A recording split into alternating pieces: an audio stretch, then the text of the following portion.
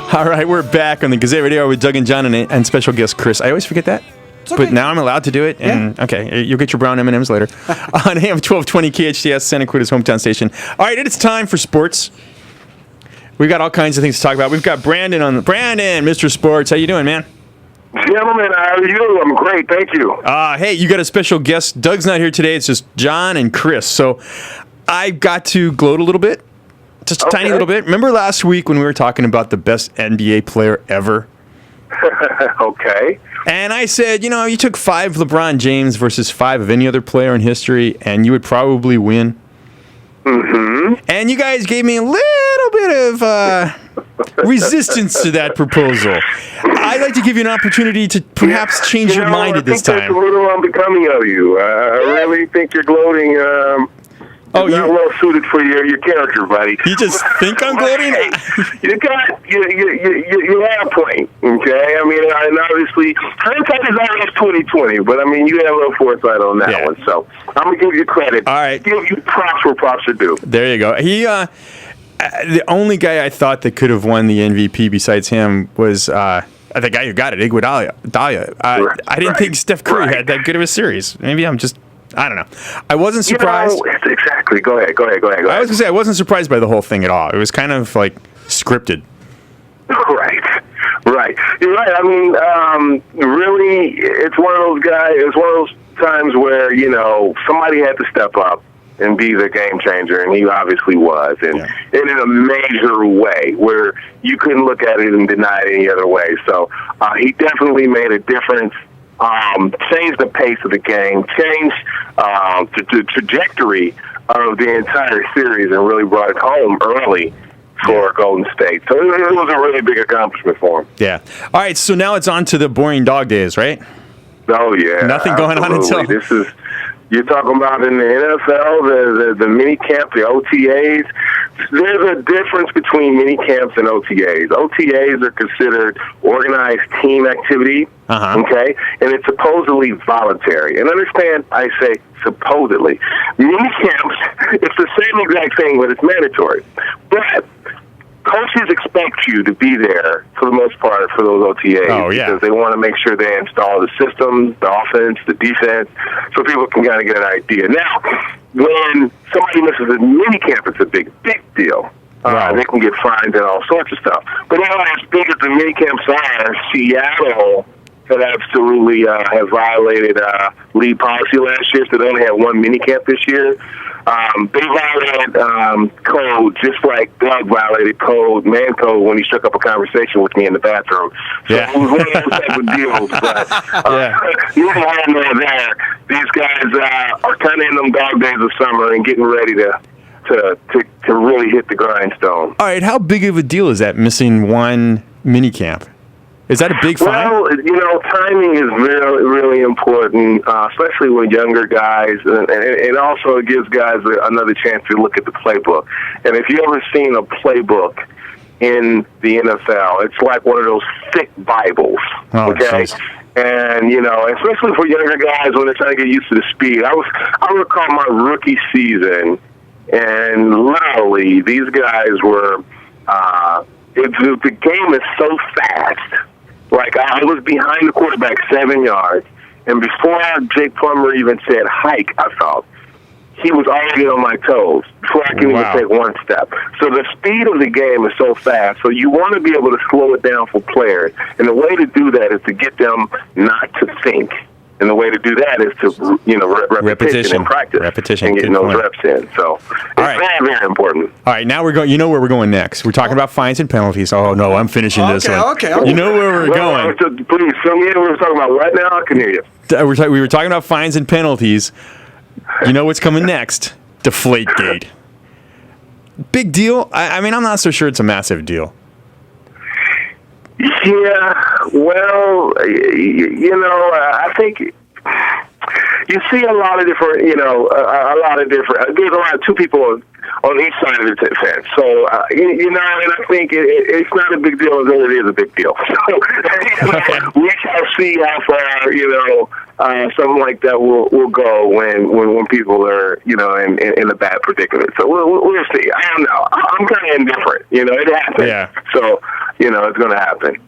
The man cheated. The man cheated. My point is, will not live this down. And it's not to say there's not a history there either, but I don't know how much of a competitive advantage you say is not there, So I just don't know. Yeah. You don't know. I mean, yeah. It's a tough one. If you're not cheating, you're not trying. All right, Brendan, hey, can you hold on till after the break? All right. Brandon, hang on after the break. We'll talk to you a little bit more. Maybe we'll talk Dodgers. That's something we can all agree on.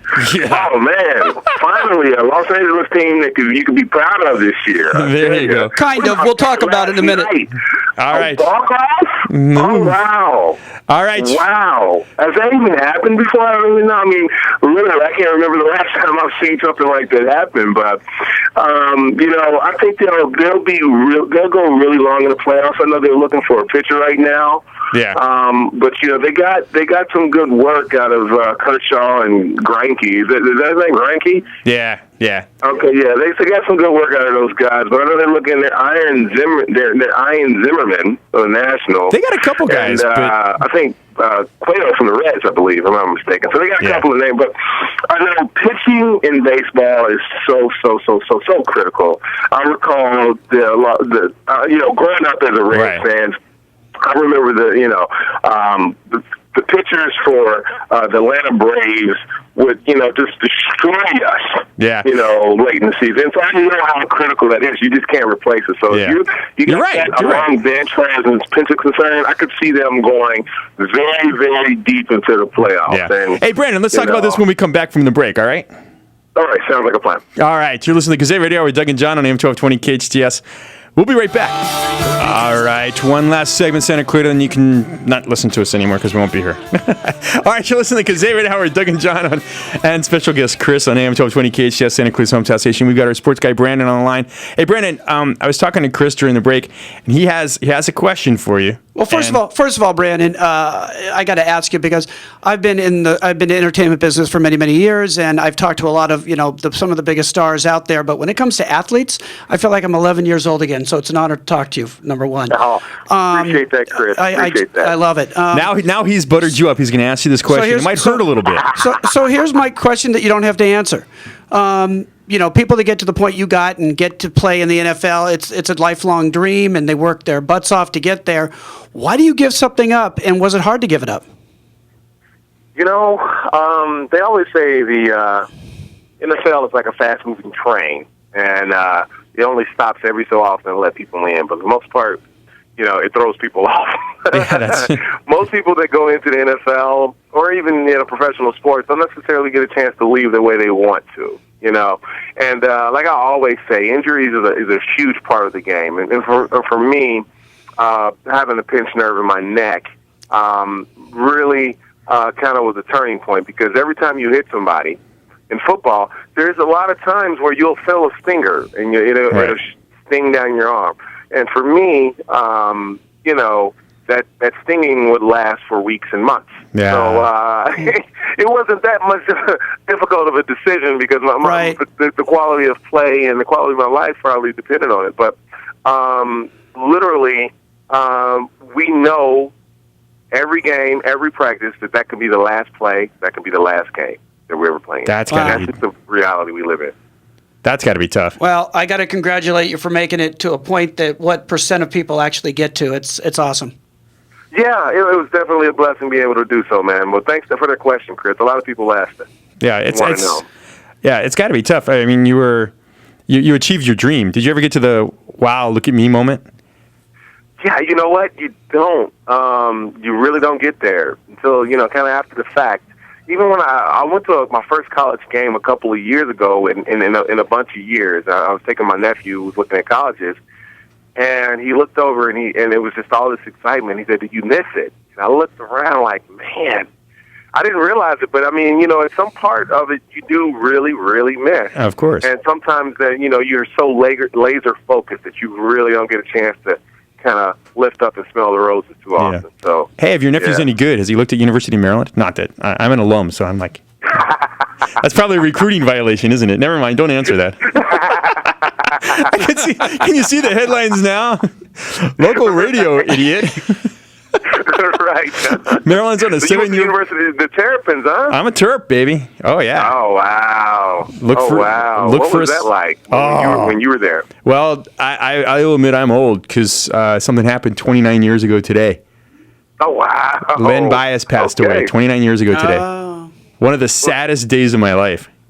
I will admit that. That was, as I grew up watching him play. I mean, I was there when he was playing. I was the whole Lefty Drizel. I mean, the Terps were good, and they were only going to get better and better and better. And then when that happened, man, it was really like just a gut punch.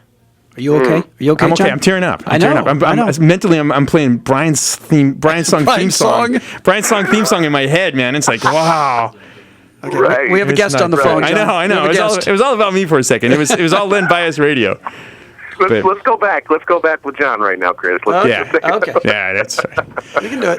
Wow. I feel like, I just want to join hands with you and sing Kumbaya or something. I may need a hug after the show. I could tell you really saw that like it was yesterday. Yeah, it really did impact the entire generation because there was, I imagine that there were studies, drug use in Maryland probably was down considerably because of that. But anyway, all right, so Brandon, coming up, you got to talk to us about the opening of NFL camps. We're going to stretch out football as long as we can because the summer's boring.